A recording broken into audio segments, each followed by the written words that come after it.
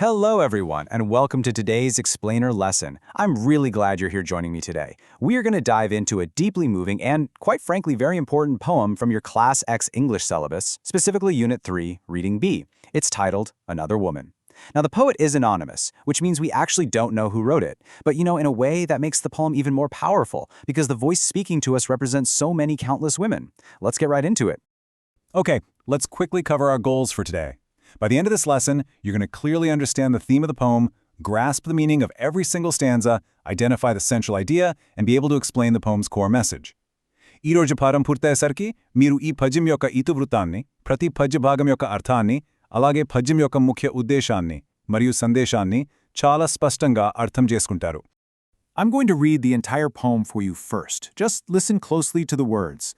This morning, she bought green methi in the market, choosing the freshest bunch, picked up a white radish, imagined the crunch it would make between her teeth, the sweet, sharp taste, then put it aside, thinking it an extravagance, counted her coins out carefully, tied them, a small bundle, into her sari at the waist, Came home, faced her mother-in-law's dark looks, took the leaves and chopped them, her hands stained yellow from the juice, cut an onion fine and cooked the whole thing in the pot over the stove, shielding her face from the heat. The usual words came and beat their wings against her. The money spent, curses heaped upon her parents, who had sent her out to darken other people's doors. She crouched, as usual, on the floor beside the stove. When the man came home, she did not look into his face, nor raise her head, but bent her back a little more. Nothing gave her the right to speak. She watched the flame hiss up and beat against the cheap old pot, a wing of brightness against its blackened cheek. This was the house she had been sent to, the man she had been bound to, the future she had been born into. So when the kerosene was thrown, just a moment of surprise, a brilliant spark, it was the only choice that she had ever known. Another torch, blazing in the dark. Another woman. We shield our faces from the heat. Now let's break this down stanza by stanza. The poem opens with, "This morning she bought green methi in the market." Right away, we get a vivid picture of this woman's extreme poverty. She sees a simple white radish. She actually imagines eating it, but then she puts it down. Why? Because she has to manage her home with barely any money. She carefully counts her few coins and ties them to her sari. She's literally sacrificing her own tiny desires just to keep her family going. ఇప్పుడు మనం ఈ పద్యాన్ని వివరంగా అర్థం చేసుకుందాం. ఇక్కడ ముఖ్యమైన విషయం ఏమిటంటే, ఆ మహిళ ఎంతో పేదరికంలో ఉంది. మార్కెట్లో ఒక తెల్ల ముల్లంగి చూసి తినాలనిపించినా అది కొనడం చాలా పెద్ద ఖర్చుగా భావించి పక్కన పెట్టేసింది. తన దగ్గరున్న ఆ కొద్దిపాటి నాణ్యాలను చాలా జాగ్రత్తగా లెక్కపెట్టి చీర కొంగుకు కట్టుకుంది. తన చిన్న కోరికలను కూడా ఆమె త్యాగం చేసింది.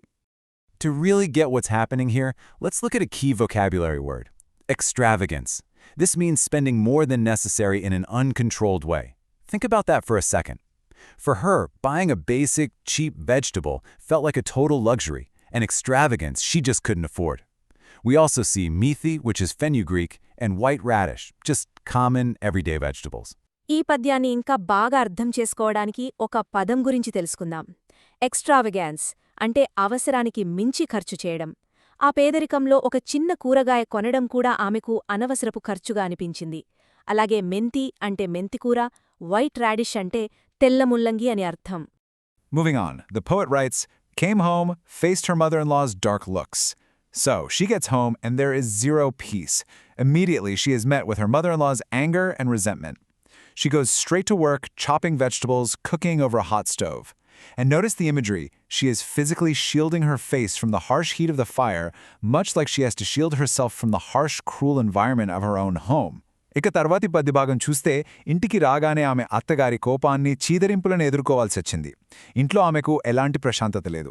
వంటగదిలో పొయ్యి మీద వంట చేస్తూ, మంట వేడి తగలకుండా తన ముఖాన్ని దాచుకుంటూ ఆమె ఎంతో కష్టపడి పనిచేసింది.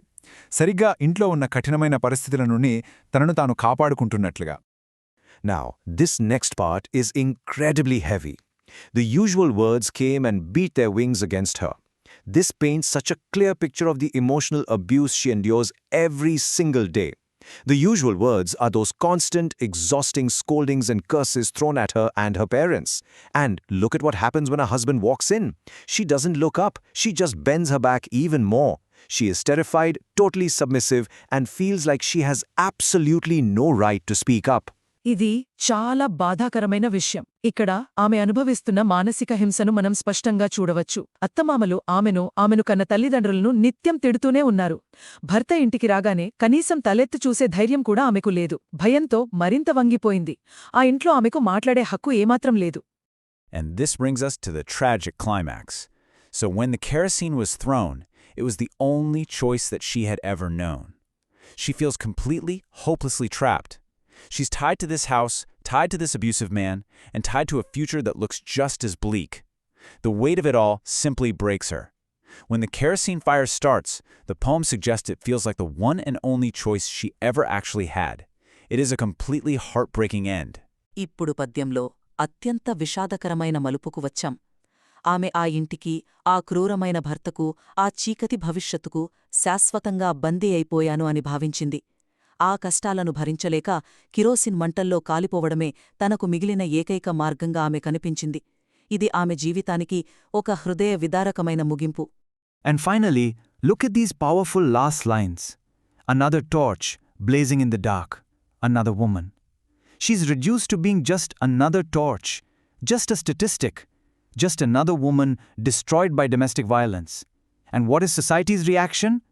We shield our faces from the heat. The poet is calling us out. We willfully ignore this violence. We turn our heads away and just pretend it isn't happening right next door. చివరిగా కవి మనకొక బలమైన సందేశాన్నిస్తున్నారు. ఇక్కడ మరో కాగడ అంటే గృహహింసకు బలైన మరో మహిళ అని అర్థం. సమాజం ఏం చేస్తోంది? ఈ ఘోరాలను చూస్తూ కూడా ఆ వేడి తమకు తగలకుండా ముఖం చాటేస్తోంది. అంటే ఈ హింసను చూసి చూడనట్లు వదిలేస్తూ ఏమీ పట్టించుకోవడం లేదు. So, to sum it all up for you, a woman works herself to the bone under massive financial stress. Day in and day out, she faces horrific emotional abuse from her mother-in-law and total frightening neglect from her husband. Feeling utterly trapped with zero way out, she tragically dies in a kerosene fire. And the worst part? Society just ignores it. They treat her as just another woman lost. ఈ పద్యం యొక్క మొత్తం సారాంశం ఒకసారి చూద్దాం. ఒక మహిళ తీవ్రమైన ఆర్థిక ఇబ్బందుల్లో ఇంటి పనులన్నీ చేస్తుంది. రోజూ అత్తగారి సూటిపోటి మాటలు, భర్త నిర్లక్ష్యం భరిస్తుంది. తాను ఈ కష్టాల్లో బంధీనయ్యానని భావించి కిరోసిన్ మంటల్లో కాలిపోయి ప్రాణాలు విడుస్తుంది. సమాజం ఆమె మరణాన్ని కేవలం మరో మహిళ మరణంగా చూసి పట్టించుకోదు. So what is the ultimate takeaway here? The message of the poem is an urgent wake-up call. It forces us to look at the tragic, often hidden reality of domestic violence.